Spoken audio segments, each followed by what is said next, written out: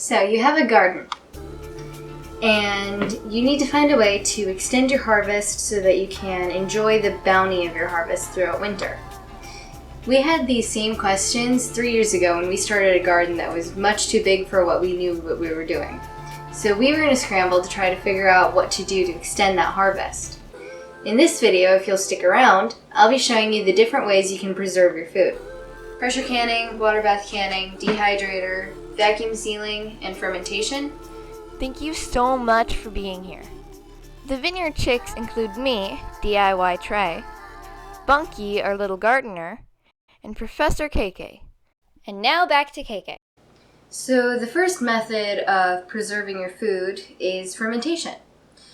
Fermentation is used for sauerkraut, kimchi, even wine. But that's not what we're going to be talking about.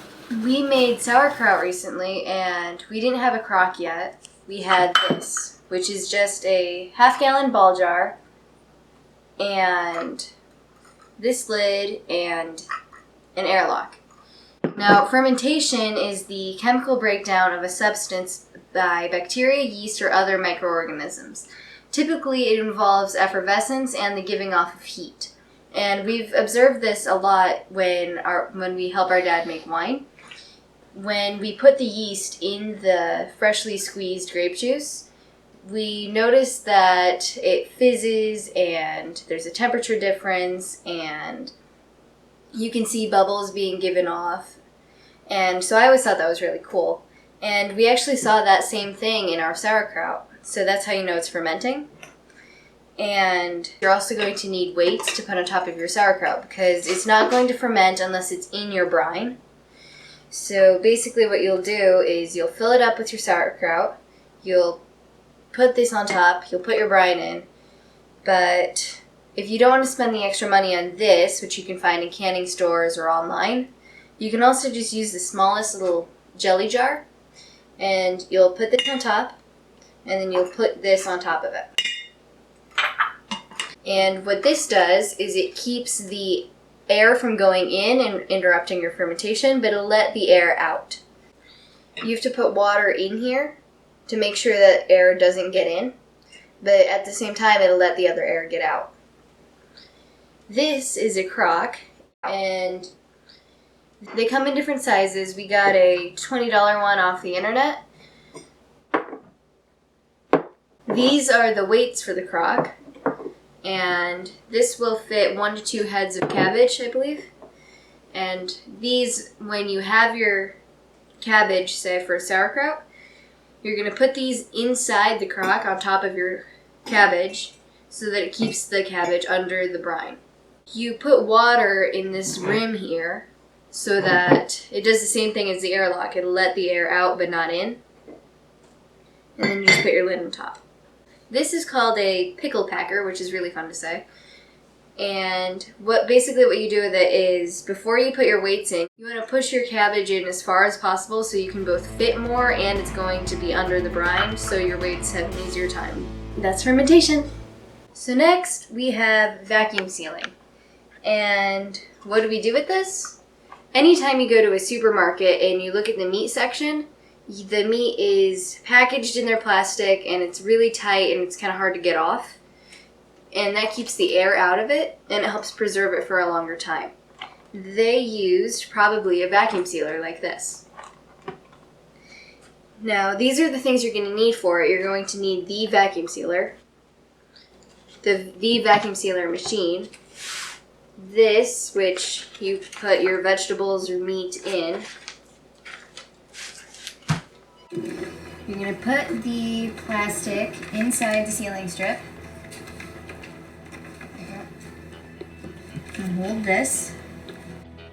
We're going to push down. And this will suck out all of the air from the bag. And seal it.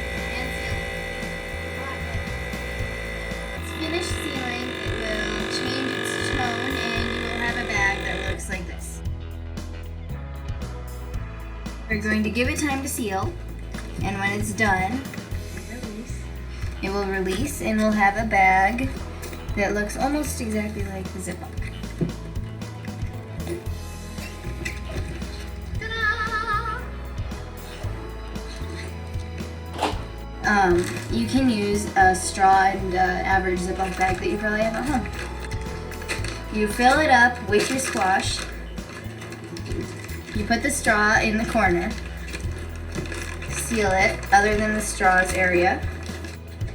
And suck out all of the air. Definitely not embarrassing.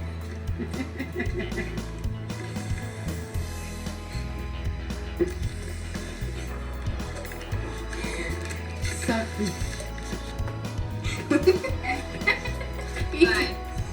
It's not as good as the Food Saver Ziploc, but it's good enough. And another thing you can do with the vacuum seal is you can dry can with it. And we thought this was really cool, and we actually did a whole lot like last month because we got a bunch of rice and spices and other things that we wanted to preserve. Even candy and cookies and crackers you can do with that. And what you do with this is you have your ball jar, your mason jar, and you put this on top, you put your little wire in, and then you just let it go, and it was really fast. And it keeps it preserved for up to 3 years or longer. So we thought that was a really quick way to preserve our food. And when we vacuum sealed our zucchini and yellow squash a year or two ago, we actually did a video on it, and they lasted in the freezer for a really long time. We used our zucchini and squash in soups and stews, and we used our meat in a lot, and it was really helpful, and it really extended our harvest because instead of just using it that fall, it lasted up until the next spring or summer. And there's vacuum sealing. So our next method is dehydration. And this was probably the very first thing we learned to do when we started preserving, because we used this even back when we lived in the suburbs and we didn't have a garden. Our mom used to make granola, and she used to dry lemons for lemon water, and we used it a lot. And when we moved here, we started using it for more. We made zucchini chips, and we dried spices, and we still use it for a lot of things like that. And it's actually really easy to use. You just plug it in and turn it on. It takes a while, maybe a day or so. We even used it to dehydrate marshmallows so we could dry can them. You can use this to make fruit leather and beef jerky, and this is a really helpful tool to use to extend what you already have. But I think we're going to be getting an upgrade of this, so stay tuned for the video. Next is water bath canning. This is probably the most common method of canning, and you can use it to can salsa and jelly and pickles and tomato sauce, tomato puree, juices. Anything that's high in acid is good to water bath can. This one is the stainless steel version, but this we see in stores a lot. You even see it at Menards, and they come with this rack that you can put your jars on. This one's in here.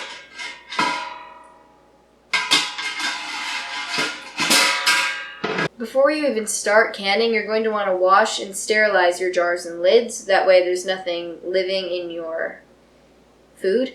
We boil our lids to sterilize them, and this has a magnet on the end that you just pick up the lid with. But we got a different version because my mom likes it all to be uniform, and she really likes red. She also got this, which isn't necessary, but you put your lids on here to dry, and so it's pretty helpful. You're also going to need this to take your jars out of the water bath or pressure canner because they're going to be really hot. We use this scoop to take our tomatoes or salsa or whatever we're trying to can and put it in the jar. And it has little divots here that makes it easier to pour. And the nice thing about this one is that you can leave it in the pot because it has a hook on the back. Let's see if it to work. And it won't fall in.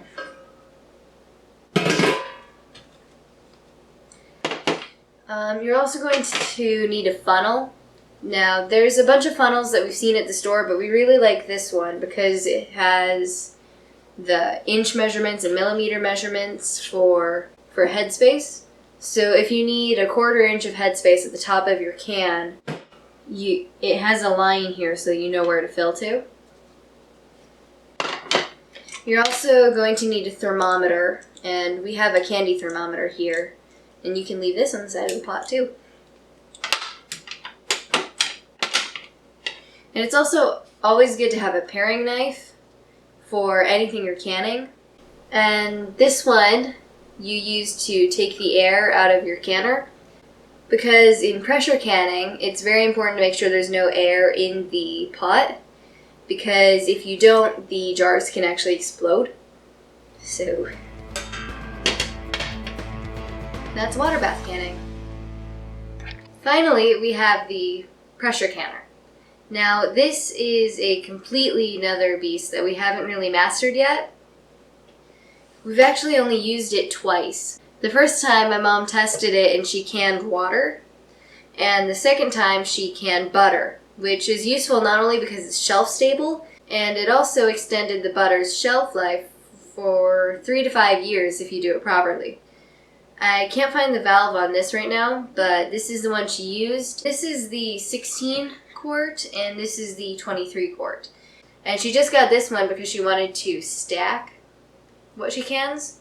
But we have a glass cooktop, so we actually ended up buying an outdoor stove so we could do this without breaking our oven. And we will probably use the water bath canner for what we have now, but when we have a lot, we might start using the pressure canner. So if you want to see videos of doing this, comment down below and subscribe and hit the notification bell so you don't miss the video. This is pressure canning. So there you have it. These are the different methods that we use when we preserve food. And this is not every single method out there. I'm sure that there are tons of other methods that other people have figured out that I'm sure are wonderful. We just haven't tried them yet. Pressure canning, water bath canning, dehydrator, vacuum sealing, and fermentation are the ones that we're going to be using throughout the season, and I will be doing a ton of these throughout the gardening season. So make sure you subscribe and hit that notification button. Until then, thanks for watching. So we're overwhelmed and we pretty much have zucchini coming out of our ears.